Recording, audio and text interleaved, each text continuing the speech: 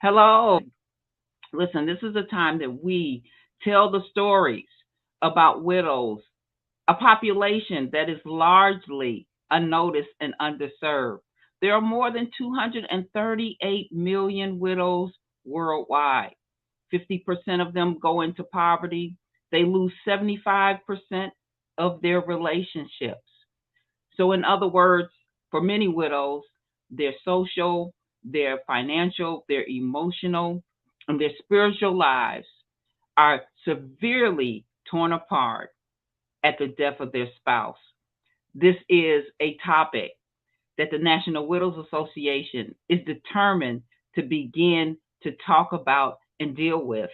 Because even in the United States, where there's over 13 million widows and 3,000 women become widows every day, it is very hard to find the conversation about widows or to find organizations that help them.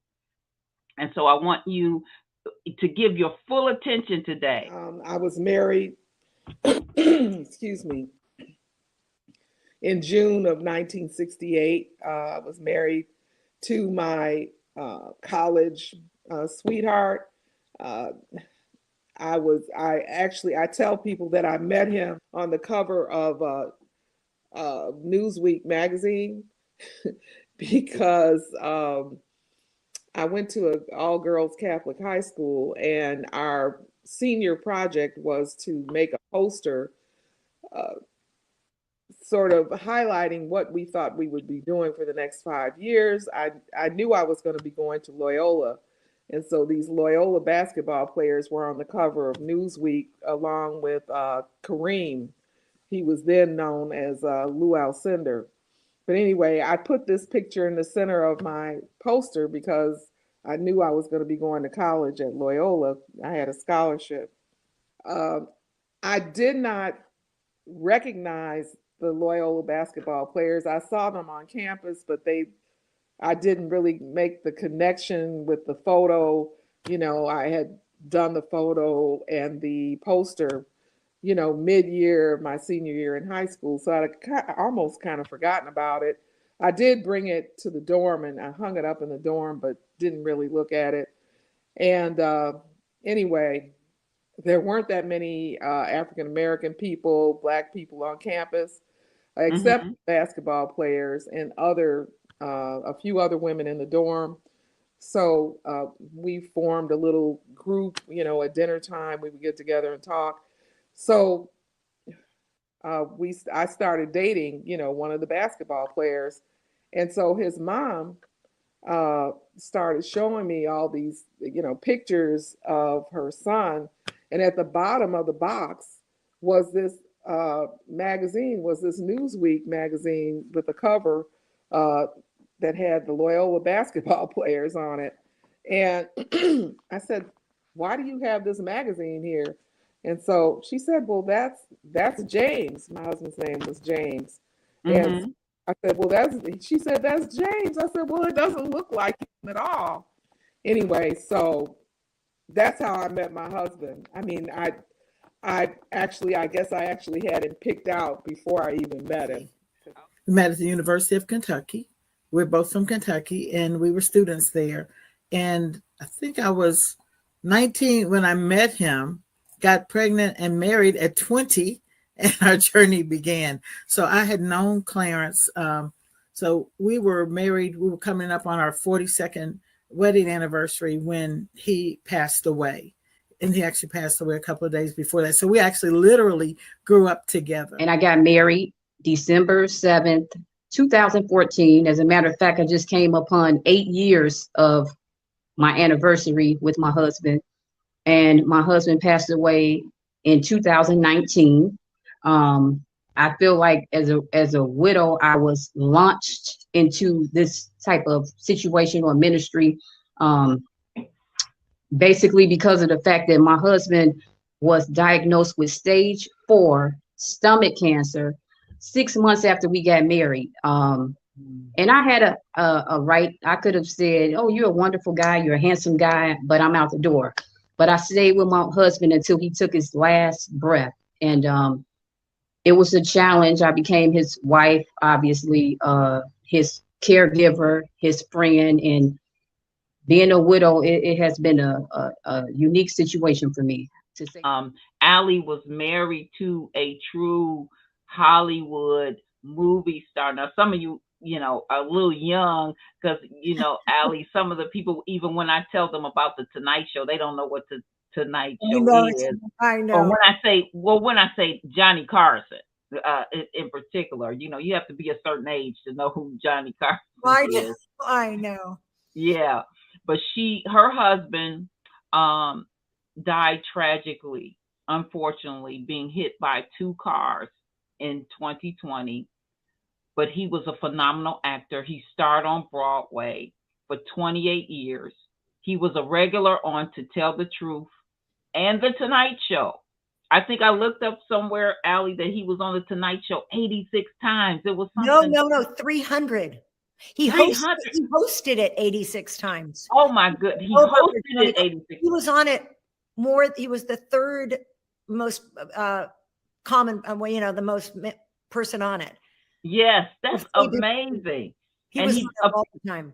And he appeared in many films and television shows, from Dr. Quinn Medicine, Medicine Woman, to Equalizer 2. Wait a minute. Now, everybody that know me know this part here, with Denzel Washington. That was great.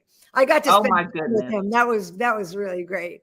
Yes, great. I remember he was the gentleman that was in the car when he was driving Uber or Lyft. He was in the back. That was her husband. And Denzel's a really strong man of God. Yes. Can't wait to meet him. But not hard on the eyes either.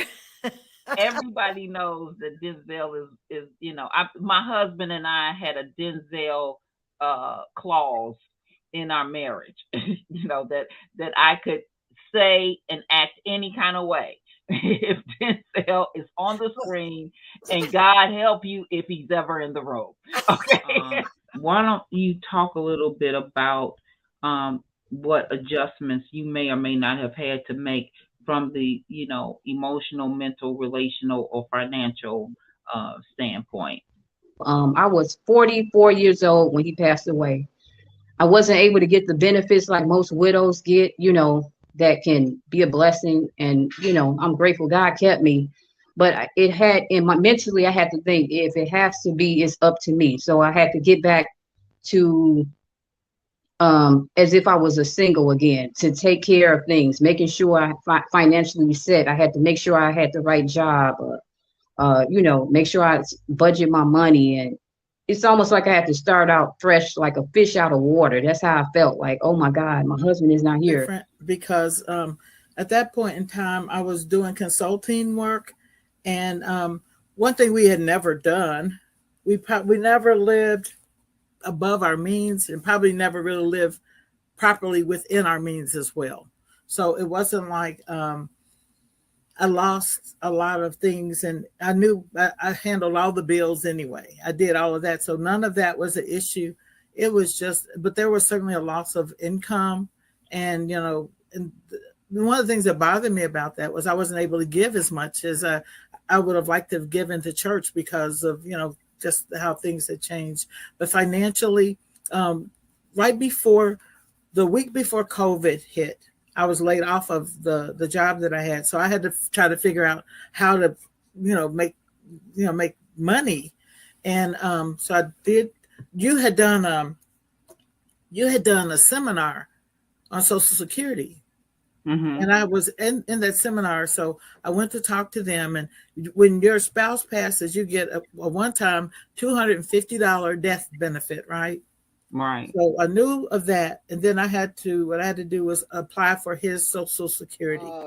First of all, you really need a trustworthy financial advisor. That old saying, a fool and his money are soon parted. Yeah.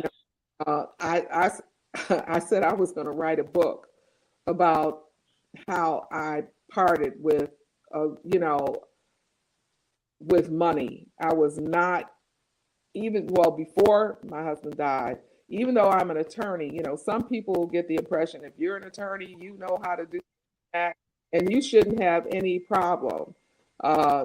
That is not true if you're not trained, you know, to finances. And unfortunately, I think maybe I will not include you because I don't know what your background is, but you know, as African American people, we are not really schooled in what to do, you know, with our money.